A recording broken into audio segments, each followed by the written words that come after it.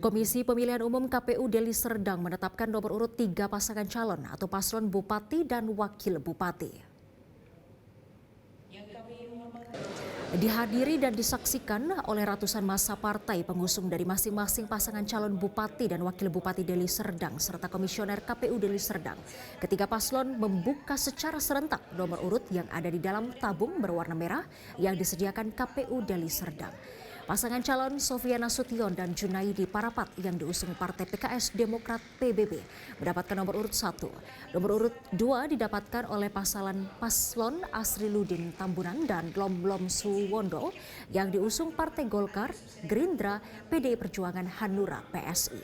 Serta nomor urut 3 didapatkan HM Ali Yusuf Siregar dan Bayu Sumantri Agung yang diusung Nasdem, PAN, Perindo, dan P3.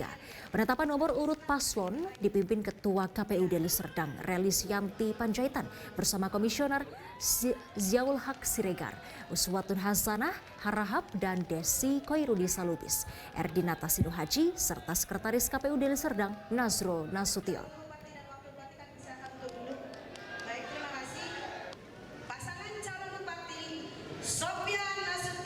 Jelajahi cara baru mendapatkan informasi. Download Metro TV Extend sekarang.